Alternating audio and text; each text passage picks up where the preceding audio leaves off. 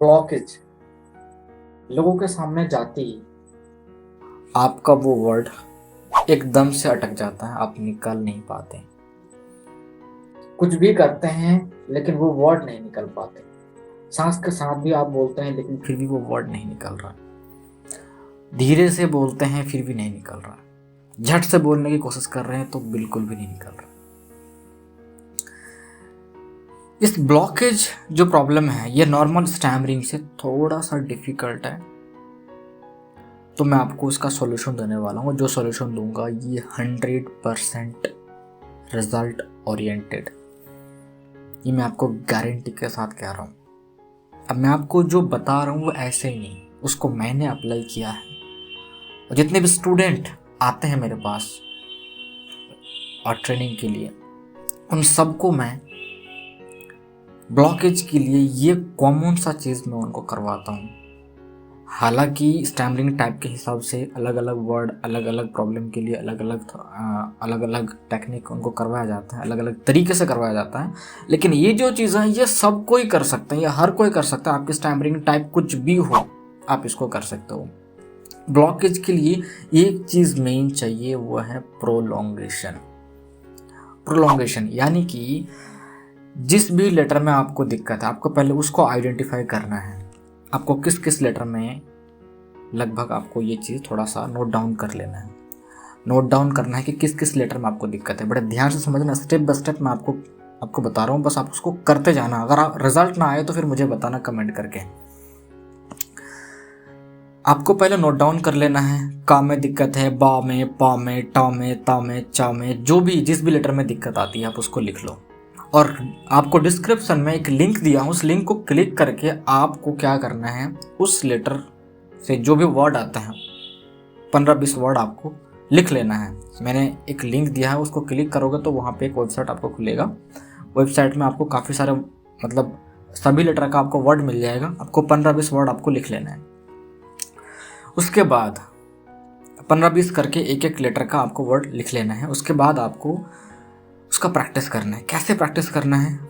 Fast letter को, जो fast letter का मतलब वर्ड का जो फास्ट लेटर होता है, यानी कि फास्ट सिलेबल होता है, उसको खींचना है।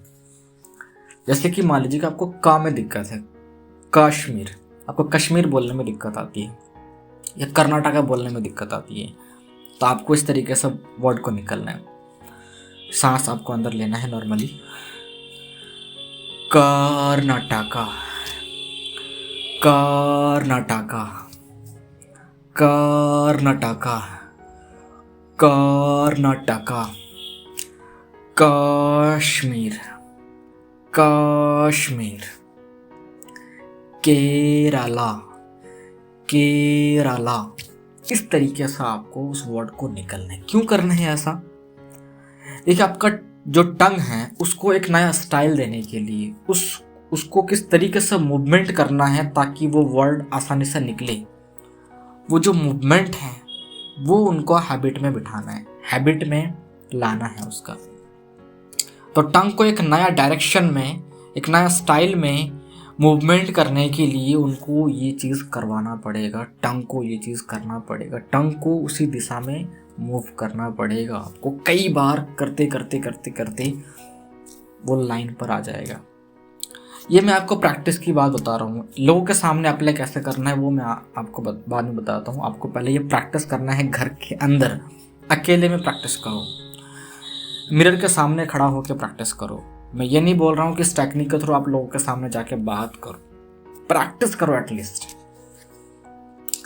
अब ये प्रैक्टिस अगर आप 1 हफ्ता, 10 दिन, 15 दिन आपने किया, वो वर्ड क्लियर होने लगेगा। लेकिन ये आपको दिखेगा नहीं उतना जल्दी, क्योंकि लोगों के सामने जब जाते हैं ना तो सिचुएशन कुछ और बन जाता है।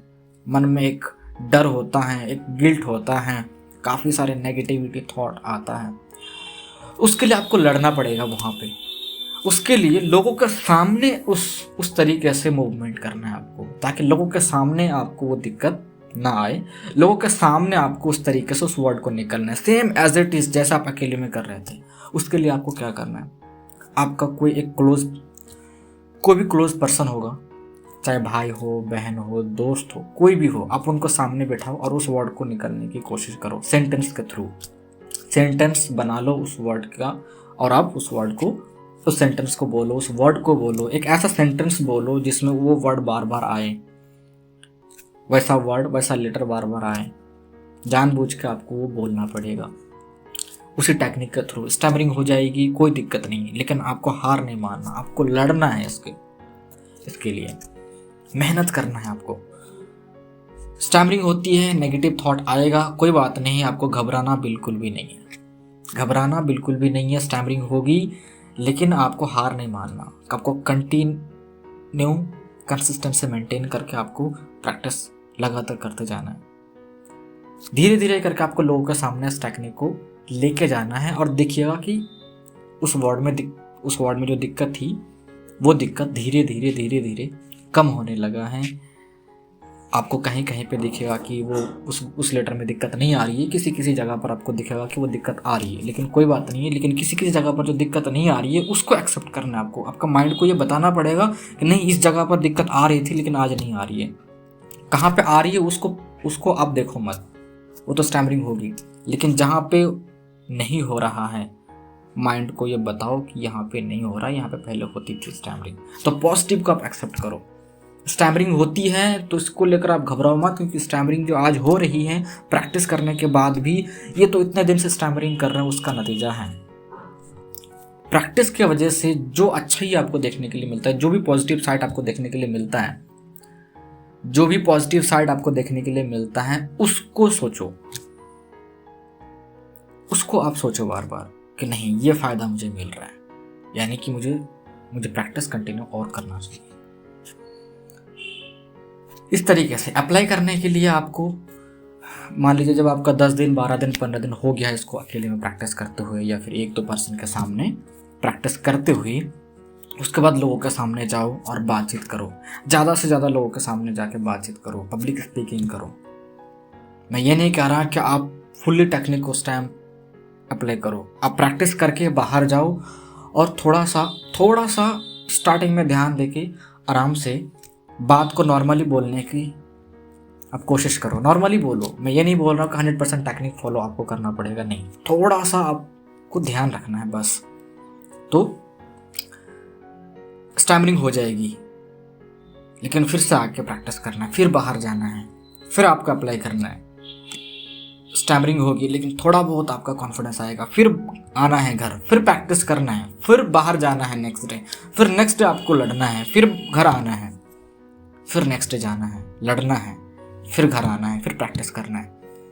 थोड़ा सा कॉन्फिडेंस और बढ़ेगा, फिर आपको बाहर जाना है, लड़ना है, लोगों के साथ बात करना है, फिर आपको घर आना है, प्रैक्टिस करना है, इम्प्रूव करना है। इस तरीके से इम्प्रूव करते करते करते करते करते करते आप देखोगे कि 20%, 30%, 40%, 50%, 60%, 70% इम्प्रूवमेंट, 80% इम्प्रूवमेंट आपने कर लिया है। और प्रैक्टिस अब छोड़ोगे नहीं, आप डटे रहोगे ना, तो आप एक दिन स्टैमरिंग को हरा दोगे, ये मैं आपको गारंटी के साथ कह रहा हूँ। क्योंकि स्टैमरिंग तो क्यूरेबल प्रॉब्लम है, आपने इसको इम्पॉसिबल बना दिया है खुद के लिए। मतलब सोच लिया है कि ये ठीक नहीं होगा, शायद मेरी बस की बात नहीं है, ये सब थॉट आपने पाल लिया है। ऐसा कुछ भी नहीं है, ये सब आपका ओवर थिंकिंग है और कुछ नहीं है। बस कंसिस्टेंसी मेंटेन करके इसके ऊपर काम करो। लोगों के सामने जाना पड़ेगा, लेकिन उसके लिए आपको प्रिपरेशन भी लेना पड़ेगा, उसके लिए आपको तैयारी भी करना पड़ेगा। उम्मीद करता हूँ आज आपको मैंने कुछ सिखा पाया, कुछ समझा पाया। अगर आपको लगता है कि इस चैनल से आपको कुछ सीखने के लिए मिला है या मिल रहा है, तो चैनल को सब्सक्राइब करके हमारे साथ जुड़ जाइए परमानेंटली, ताकि जब भी मैं वीडियो अपलोड करूं आप तक पहुंचे और उसका फ़ायदा आपको मिले। आपको किस टाइप की दिक्कत है नीचे कमेंट करके ज़रूर बताना, और इस वीडियो को लाइक ज़रूर कर देना।